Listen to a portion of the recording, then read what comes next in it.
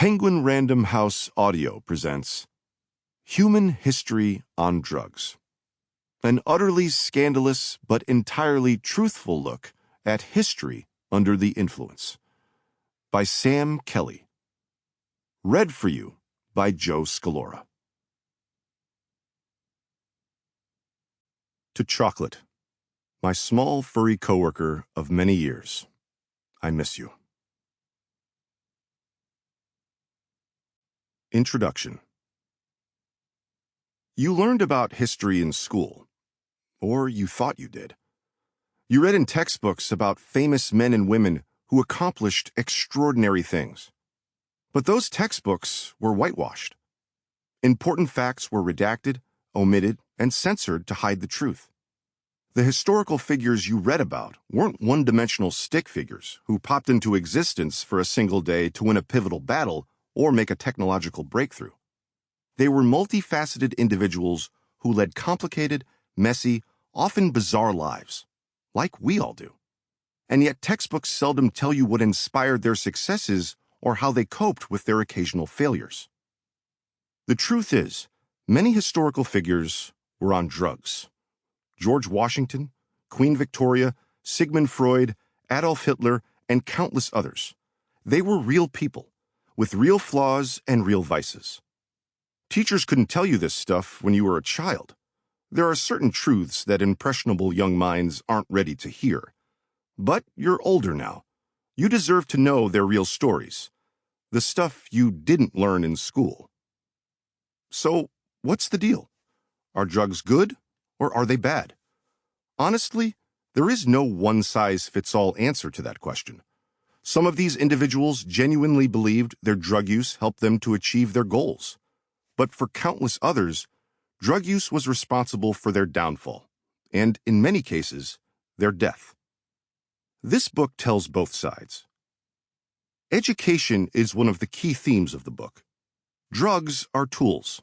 Amphetamines, opioids, barbiturates, even psychedelics have valid medical uses that can improve a person's well-being when administered in the proper manner and dosage by a trained professional. But people often suffer serious harm when they're not properly educated about the powerful effects and consequences of these drugs. The truth is, many of these historical figures could have made much smarter choices if only they had known the facts. Whitewashing textbooks isn't the answer. Scrubbing away references to drug use and pretending it didn't happen won't make the underlying problems go away. If you want people to learn from history, they need to know what actually happened. I've been obsessed with history since I was a little kid. In elementary school, I'd beg my history teacher to let me take home the teacher's edition of the textbook so I could read ahead and see the extra info they put in the margins to help teachers provide context. When my mom came to wake me in the morning, she'd find me sprawled on top of the bed with the history book still lying open on my chest. History doesn't have to be dull and lifeless. It's not about memorizing names and dates, knowing who won what battle and when. I've always believed a history textbook should be the single most fascinating book of all time, as if someone took all the most dramatic things that ever happened and brought them together in one place. Who wouldn't want to read that? That's why I decided to write this book, because the history text I've always envisioned hasn't been written yet. My goal is to create a book that gathers together the most amazing true stories from the past and serves them up in a fun, engaging way that makes people actually want to learn about history. I'm on the autism spectrum. When I get interested in something, I really dig into it. I'm incapable of browsing casually. Instead, I develop an almost physical compulsion to know everything there is to know on a subject. As a result, I spend hours every day looking stuff up, going on tangents, and uncovering every last stubborn detail. I studied history at Stanford University, but that's putting it mildly. I gobbled up history courses like Pac-Man eats ghosts. By the time I graduated, I had lived in 3 foreign countries, England, Italy, and Germany, to better immerse myself in world history, and had studied under the tutelage of some of Stanford's most esteemed history scholars. For a long time, I aspired to be a teacher. I dreamed of standing at the front of a classroom, regaling students with awesome historical anecdotes. I wanted to show my students that history doesn't have to be dry and boring. It can be as exciting as any Marvel superhero movie, but starring real-life heroes and villains. I was sure I could inspire my students to feel the same passion for history that I do. Ultimately, though, I decided that I could reach far more people as a writer. As a teacher, I could reach maybe 30 students at a time. But as a writer, I can potentially impact tens of thousands. Here's my promise to you. This book won't glamorize drug use, nor vilify it. I simply want to report the facts, fill in the blanks, and set the historical record straight, and hopefully have a little fun along the way. For better or worse, drug use has been around since the beginning of recorded time. Yet these stories have rarely, if ever, been told. Until now. Until this book. I've included an appendix in which I list some of my sources. Not all of them, of course, because then the appendix would be longer than the book itself. I've spent thousands upon thousands of hours researching drug use by historical figures. I have read dozens of books and tens of thousands of individual articles. I'm not exaggerating when I say there are more than 1,000 bookmarks on my computer. Or at least there were before the darn thing crashed. I can't help it. I love this stuff.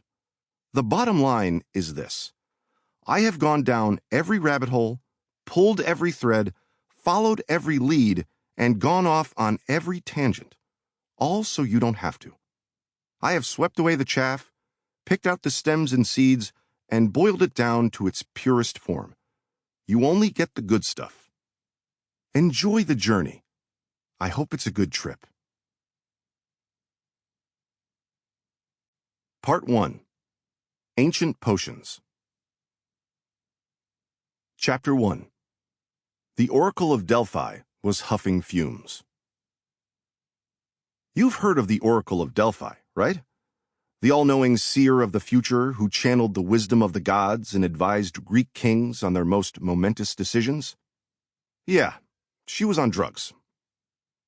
When the ancient Greeks had important decisions to make, they wanted advice from the gods, so they'd travel all the way to the Oracle of Delphi. It was quite a schlep. The oracle was located 100 miles away from Athens, on a high mountain surrounded by treacherous cliffs. Getting there required either a long trek over mountaintops or a perilous sea voyage. Either way, the trip would take days or even weeks. So why'd they go to all that muss and fuss? After all, the ancient Greeks had developed all sorts of highly scientific methods to determine what the gods were thinking, such as drawing lots, rolling dice, studying the cracks in chicken bones, and, this is my personal favorite, massaging the entrails of a dead animal, especially the liver, which was considered to be the ripest organ for purposes of prophetic prognostication. Yet they chose to visit the oracle for one simple and compelling reason. The oracle was never wrong. Palpating a sheep's liver was fine for the mundane decisions of everyday life, such as which crops to plant that year. But when it came to making crucial decisions that would potentially determine whether an empire would rise or fall, you couldn't half-ass it. You had to seek out the oracle. You see, the Oracle of Delphi was no ordinary priest. The oracle was the hand-picked messenger of Apollo, a human conduit to the all-seeing gods. Apollo's words flowed through the oracle, transforming her into a perfect vessel of wisdom, insight, and knowledge of future events. That's right, her. The oracle was a woman, which is shocking when you consider that ancient Greece was an immensely patriarchal society in which girls were not allowed to go to school and were typically married off by the time they reached age 14. Yet when the alpha males who ruled over ancient Greece needed advice on their most vital matters of state, they sought the counsel of a woman, and not always the same woman. The Oracle of Delphi was an institution that lasted over 1,000 years, from 1400 BCE to 400 BCE. So obviously, no one woman was around the entire time. There was a high priestess known as the Pythia, and over the years, When one Pythia Sample complete. Ready to continue?